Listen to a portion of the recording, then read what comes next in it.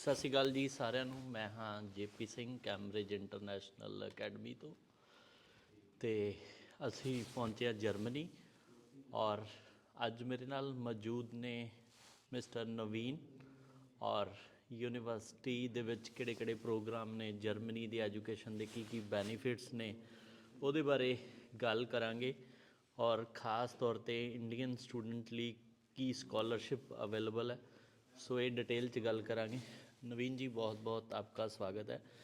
सो हमारे जो स्टूडेंट हैं पंजाब से जो इस यूनिवर्सिटी में पढ़ने के लिए आना चाहते हैं, तो यूनिवर्सिटी के बारे में बता दीजिए, कौन कौन से प्रोग्राम आप ऑफ़र कर रहे हैं, फ़ीस क्या है, पार्ट टाइम जॉब के बारे में बता दीजिए।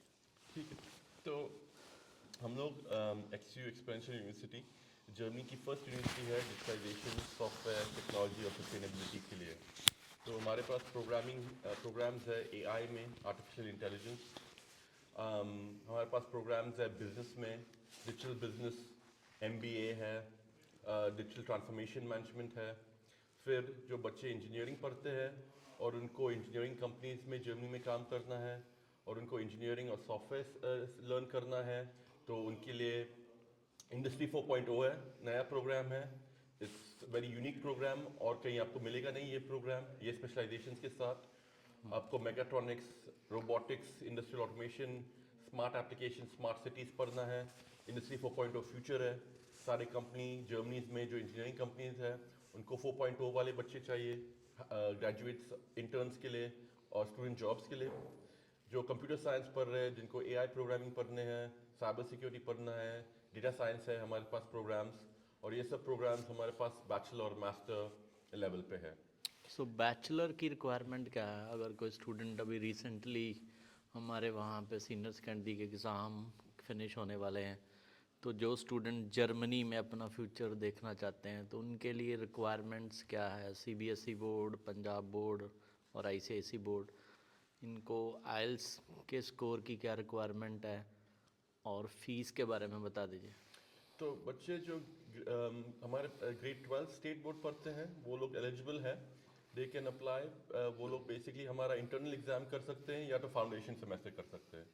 और अगर इंटरनल एग्ज़ाम पास हो गया तो उनको डायरेक्ट बैचलर मिलेगा 3 साल का। अगर नहीं तो फिर उनको फाउंडेशन सेमेस्टर करना पड़ेगा एक सेमेस्टर के लिए 6 से 9 महीने, और फिर हमारा 3 साल का बैचलर करेंगे। आइल्स की रिक्वायरमेंट है 6.0। अगर आप मास्टर ग्रेजुएट हो और आपके पास वर्क एक्सपीरियंस नहीं है तो आप इंडस्ट्री 4.0 या डेटा साइंस के लिए अप्लाई कर सकते हैं। 2 साल का प्रोग्राम है और आपको कोई वर्क एक्सपीरियंस नहीं चाहिए। अगर आपके पास वर्क एक्सपीरियंस है और आपको बिजनेस प्रोग्राम्स करने हैं, आपके पास 2 साल का वर्क एक्सपीरियंस है, आप हमारा डिजिटल ट्रांसफॉर्मेशन मास्टर्स देख सकते हो। 1 साल का वर्क एक्सपीरियंस है, एमबीए देख सकते हो। एमबीए में अगेन स्पेशलाइजेशन फिनटेक है जो अभी फ्यूचर है फाइनेंस का, और digital engineering management, digital management. अगर आपको अपना डिजिटल बिजनेस खोलना है या कोई भी बिजनेस ऑनलाइन लगाना है और डिजिटल मार्केटिंग सीखना है और अपना बिजनेस सॉफ्टवेयर टेक्नोलॉजी के साथ बेटर करना है, तो digital business part and time digital management is the best. During the study part time student कितने आवर जॉब कर सकता है और अर्निंग कितनी हो सकती है बच्चों? सो स्टूडेंट्स 23 घंटे काम कर सकते हैं, 23 आवर्स पर वीक। ये और उनका मिनिमम वेज होता है 12 Euros per hour, maximum 20 Euros per hour.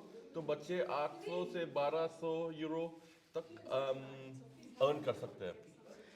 और स्टडी गैप की बात करूँ तो जो जैसे मास्टर प्रोग्राम में किसी ने आना है, तो बहुत सारे लोग हैं जिन्होंने बैचलर किए, 10 साल हो गए, 15 साल हो गए और वो वर्किंग है, बट अभी वो सोच रहे हैं कि मैं मास्टर करने के लिए जर्मनी आ जाऊं, तो क्या वो स्टूडेंट एलिजिबल हैं? हाँ, और उनके लिए सबसे बेस्ट प्रोग्राम है हमारा डिजिटल ट्रांसफॉर्मेशन प्रोग्राम, जिनके पास बहुत सारा वर्किंग एक्सपीरियंस है 1 साल का, या तो एमबीए 1.5 साल का।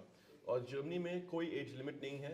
आपको खाली प्रूव करना है आपने क्या किया है हाई स्कूल से अब तक, और आपका वर्किंग एक्सपीरियंस क्या है, वर्किंग डेट्स क्या है, सब आपके सीवी में डिटेल होने चाहिए। और अगर सीवी टिप टॉप है, सारे डेट्स कवर्ड है, आपका वर्किंग एक्सपीरियंस कवर्ड है, ग्रेजुएशन कवर्ड है, हाई स्कूल कवर्ड है, तो आपको वीज़ा में कोई दिक्कत नहीं आएगी। और जो स्टूडेंट्स इनके थ्रू अप्लाई कर रहे हैं उनको 30 to 35% स्कॉलरशिप भी मिल रहा है। नॉर्मली हमारे फीस 11 से 12 हज़ार यूरो साल का है, पर अगर इनके थ्रू अप्लाई करते हो आप अभी अप्लाई करो और आपको 8.5 से 7,500 यूरो तक स्कॉलरशिप मिल सकता है, और वो आपकी 7.5 तक 8,500 आफ्टर यूरो तक scholarship tuition fees. Bachelor program की फ़ीस क्या होगी और मास्टर प्रोग्राम की क्या फ़ीस होगी? तो बैचलर की फीस तकरीबन 11 या 12,000 यूरो साल की होती नहीं, है। After scholarship. आफ्टर स्कॉलरशिप 7,500 या 8,500 पर साल का होता है, और वही सेम फीस हमारे मास्टर्स के लिए भी एप्लीकेबल है।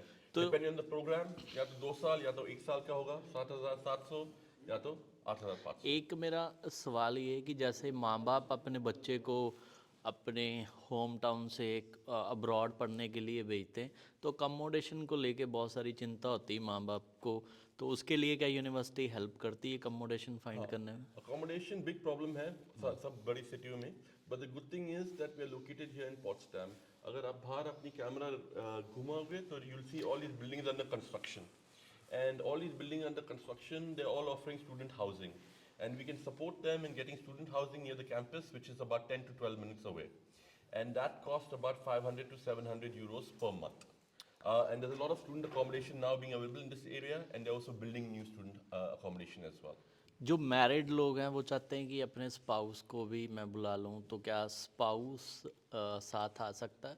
हाँ, अगर आपने अपना ग्रेजुएशन किया हुआ है और आपके पास फुल टाइम जॉब है, आपके पास 18 महीने हैं फुल टाइम जॉब ढूंढने के लिए, एक बार आपको फुल टाइम जॉब मिल जाएगा जो आपके फील्ड ऑफ स्टडीज़ के साथ रिलेटेड है, आपको 3 या 4 साल का वर्क वीज़ा मिल जाएगा।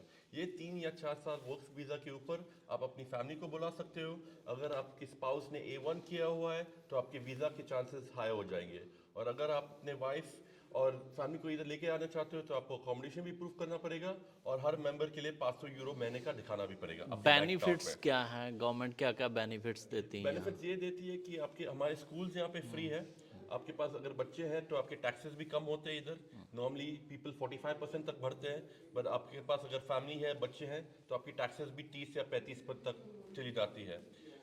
हाई स्कूल्स, किंडरगार्टन, ये सब फ्री होती है। और अगर आप आगे जाते हैं, आपको पब्लिक यूनिवर्सिटी में पढ़ना है क्योंकि आपने लोकल सिस्टम किया है, तो आपको एंट्री भी मिल सकती है और वो भी फ्री है।